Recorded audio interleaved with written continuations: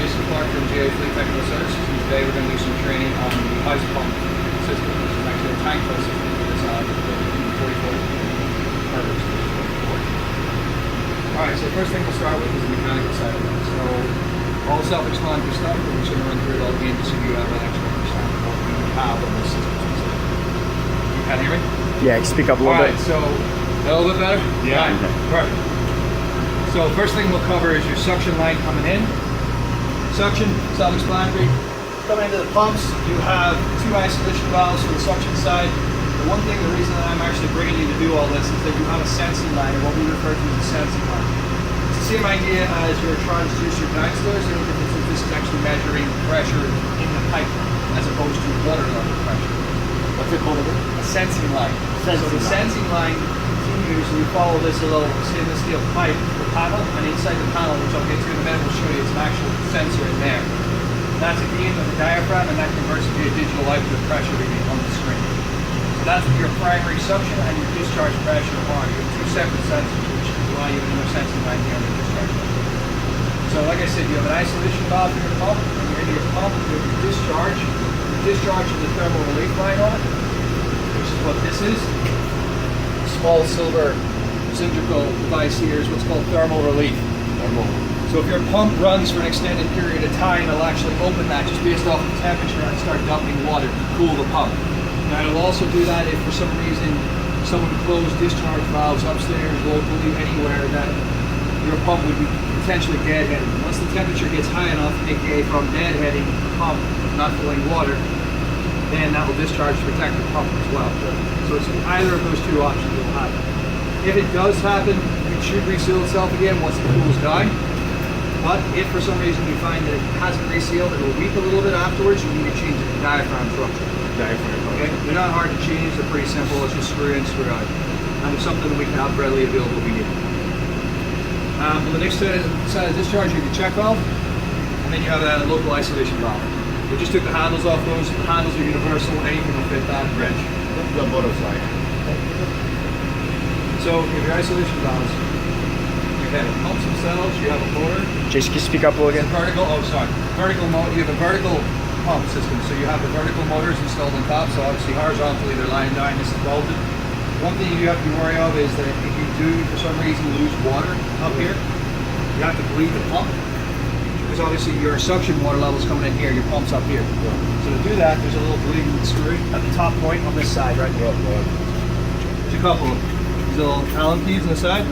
All you do is open it up, you get some water. Once you see the water spitting out or running out, you close it back up again. That's it. These little keys here. Oh, you got a couple of them. Just the highest point. Yeah, it just basically floods the pump, and then you're good to go. It will, the way this system's actually designed, it will eventually flood itself because you're discharging at a higher point anyway. But just if you drain it down, it's worth doing that so you at least see a stream of water and close it back up again. It's a 5-second thing to do. So it means that your pump is 100% flooded. These pumps themselves, your pump motor, you do have to grease. That's the bearing. That's the point. Is there a way to open to discharge the whole grease? It comes out the other side. You just have like a little rubber Take plug. that one out. So if put you the take new this one out, in. yeah, exactly. If you take this out, start pushing the new grease in, you'll see the old stuff pop out. Or you can just plug it, pull it out with a screwdriver. Okay. It's just a little tiny, like 1/4-inch, 1/8 type plug popped in. It's nothing big. We always recommend you push the grease through till you see all the old grease come out and the new grease come in. The usual procedures, nothing crazy. You have one at the top and the bottom of your motor, and you have that in both motors. Since these will run a little bit, I would say every 3 to 6 months. Every 3 to 6 months. Your fire pump, for example, when we get to it later, it doesn't run that often. We say at least every 6 months to a year. I mean, realistically, if you feel like they're running a lot and you want to do it more, you'll see when you start pushing the grease side that you want to change it a little bit more. If it's starting to get all crappy and clogged up and clotty, then fair enough, you might want to bring it down and maybe do it every 2 months or every 1 month. It's up to you. I'll grease them up soon so I can know where exactly. we're I mean, they were greased in the factory. I don't think they probably haven't been greased since then. So when you take over the building, it's probably a good idea to grease them again and just double check it. Because everything from our end, when we did the startup and from the factory, everything's greased up at that point. But obviously construction then still continues for a while. So your best bet is probably grease them. Grease them and write that date down. And then work from there, exactly. Set up your schedule. Other than that, mechanically, there's nothing crazy going on here. The coupling guard, that's all that is. That's just where the shaft is inside, so that's just to protect, obviously, anything getting caught in it. That's all that is. Mechanically, other than that, there's nothing here. But have you any questions on any of the system that you have, or No. it's self-explanatory stuff? It's really Any just question, suction Dennis? discharge. I should ask. There's not much in this. There really isn't. Get flooded. Realistically, if you really want to, the way this system's set up, because you are discharging from the higher point, I would leave it only if you're not seeing water. You know what I mean? So if you run this system, and it's the easiest way you can do it. You can just crack this little nut up here. If you're getting water in this header, you should be fine. Okay, this is the other. So just because the access, obviously they're hitting this vent, we'll just cover everything in the door first, and then we'll walk around and we'll pause it. So again, you have your isolation. Exact same concept as downstairs, the sewage ejector. You know, obviously you kill it here, it's killing the power down. If you need to do any service work or anything to these, which I doubt you would be doing, this is something you could call in for someone. That's just a breaker though. If you have a problem, you can actually kill power right. You have the exact same thing as downstairs again with your HOA switches. You have autos and your green indicator light when the pump's running. This one isn't going to give you as many alarms in the sense that if you leave one off, it will stay off and it's not going to give you an alarm for that. Okay? The sewage ejectors in some, obviously because you can flood the lower levels, that's why they're a little bit pernickety with the alarms or persnickety with the alarms. They're constantly, you know, everything throws an alarm. This system, it's different alarms for different reasons. You're more monitoring that there's water in the tank. We're not so worried if you have a pump off because you have service or anything more to it in that sense. While we're here, your alarm and your reset button. So anything you get on the screen, you know, that you need to reset, low alarms, high alarms, or for example, there is a couple alarms that will require manual reset. So low suction, as I was telling you earlier on. If someone brings the system down, somebody turns the main off in the street, you lose pressure, it'll lock it out. It won't run in auto. You got to come up and manually accept that, you know, reset it, because basically we want you to confirm there's water in the system before you try and run the pumps. All right? You don't want to run the pumps dry. High system pressure, same thing. If you get a high system pressure, you're actually monitoring that as well. So you're monitoring the level in your tanks and you're monitoring your system discharge pressure. The reason that we have that is if you, for some reason, were a valve was closed upstairs and you're just deadheading the pumps, the pressure will build up. So at about 190 psi in this system, it's set to shut down. Okay, that's going to be a manual reset because basically they're saying there's something wrong. You know, one of the valves is closed, something's closed, and we're still trying to run the pumps. There's an issue somewhere. You got to look at it, and that's why you're going to have to do a manual reset on that. Like a pressure. Low discharge system alarms, they'll automatically reset. It's just saying that, you know, your pressure dropped a little bit, it had to build back up again. That's all. While we're on that, like I said, you have alarms, you're monitoring the tank. So the alarm condition is a common alarm. Anytime you get it, you're gonna have an audible and a discharge and an illuminated light. Control power is just saying that you have power to this PLC and everything inside of it. Low tank level, high tank level, self-explanatory. You're gonna see those on the screen. You're also gonna get an indicator alarm. Transmitter failure is saying that you've lost basically you have a transducer, the same as you have in the sewage system, upstairs in the tanks. And that's what's giving you your remote tank level right now. So that's based off of that. Your tank level, if you lose that sensor, it's going to come down here. You're going to see a failure. Right? So I got to pause for a second. All right. So then this is the actual factory set points and the parameters. I just want to run through it so that you have an idea of when your system's actually running and operating. But we're going to see it upstairs in the tanks, which you can see these active. It's basically a copy of the panel upstairs. But I just wanted you to see it. So your tank levels. It's all set up down here. So you're going to trip a high level of 15 feet, 7 inches. Your pumps off, your lead, your lag, and your low levels. And then anything with a backup flow, so you have a backup system as well, which we're going to cover in a minute.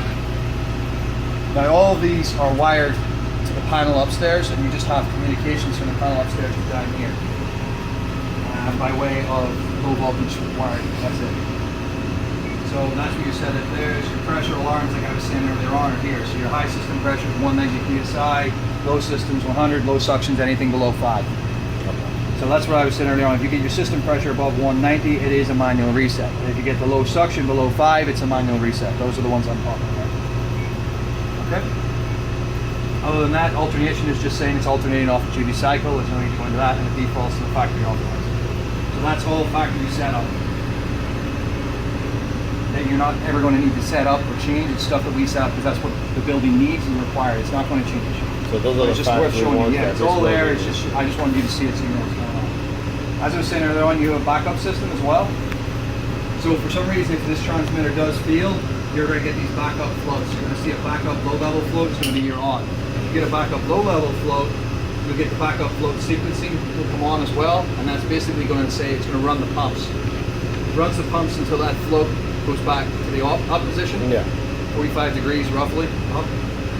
It'll shut the system down. If for some reason that fails to shut the system down, once you get to the high level float, it'll shut it down that way, because the high level floats normally die when it tips up. It kills the power to the low level float. They're wired in series, so you'll lose power to the low level float. For some reason it fails, and that's your call to run in the backup system.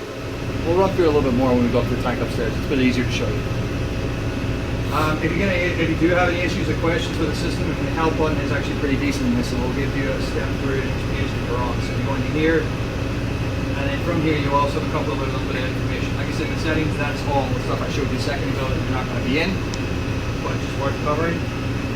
You do have alarm history, so you can see how many times an alarm occurred. You got to click the alarm history though to actually see the real alarms. So the last time somebody cleared the alarm was me when I pressed the button, reset time, reset time. Anytime you see false, will be all in here. Those saves it for 30 days as well. Yeah, these ones stay for a little bit. It's actually, if memory serves, they just have up 200 events, so it just holds 200 events. From that point, that's just showing you all the alarms. You go back to the alarm history, go back to the main menu. You have a clean screen, which is to help you like clean this. It's an old feature on the older screens. You don't want it to, it's a pain in the backside when you touch it. SDHC card is for us uploading parameters. And pump run data, which may be useful to you, is you've got run hours and starts. So for the longest time they were using pump 2 primarily, which I remember them doing that. So they'll try and equalize themselves out, but they're based on duty cycles. So what's going to happen is when pump 1 runs, the next time pump 2 will run. And they are set up as lead lag though, so for some reason you do see the level drop down and it needs the second pump on, it will run the second pump. But primarily you should only see one pump. Like I said, we'll just quickly run through the insides of the panel. It's a lot less than what you got downstairs, but just so you have a little idea what you're looking at. So as we were saying earlier on, your circuit breakers. So your incoming power again is coming via power splitter or junction. Anyways, it's being split to the two systems. You have what's referred to as soft starters. So all they do is they release the voltage slowly to start the pump on a time limit. So normally about 15 to 30 seconds, and then it gets up to full speed. So you don't have 0 to 60 in this case. A pump's maximum frequency in this is 60 hertz. If you don't have those, you can just go 0 to 60, and you can shock the system a little bit. So that's why it builds up. That's what the soft starters are. You've got a couple of circuit breakers in there for the control circuit, a couple of relays, and your PLC. As I was talking about earlier on, there's your pressure transmitters right there. So that's your suction pressure, and that's your system pressure or your discharge pressure on that side. And as you can see, they just are wired into these terminals, which converts into the PLC, and that's when you get your digital display on the screen. It's hard to tell from here, but are those gauges labeled as such? Yeah, they are. You just gotta be standing there, stuck on the bottom. Right. Okay. I mean, it doesn't matter to him anyway. He's not gonna be in here, but yeah, they are. So like those gauges underneath those, correspond to those settings. those yeah. are normal. Yeah, right so now. what you have is that's your suction and that's your system pressure. So you can actually look at your pressure. We basically give you the digital version, and we give you an analog just to be safe that you can compare them and make sure they match up. Because like I said, if you lose the sensor, then you can check the gauge. And you can say, okay, no, the sensor's wrong, something's wrong with it, it's clogged, there's dirt in it, it's revealed, whatever, you'll see that. Again, you'll get alarms for those failures. Otherwise, you have a couple of them in here. You just have an alarm buzzer and the usual HMI and systems you have. There's a couple of transformers. There's a few fuses in the top corner, F1, F2, and F3. If you see a fuse trip, you're going to end up losing your control power. That's what they're for, and that's why you have that indicator light on the front. Okay, and that's really everything that's in here. There's not a lot to it. It's just in case you run through a little bit. The big thing is the soft starters. So, that's all there. So that completes this training on the ice pumps, unless you have any more questions for me. Any questions, Dennis? No questions.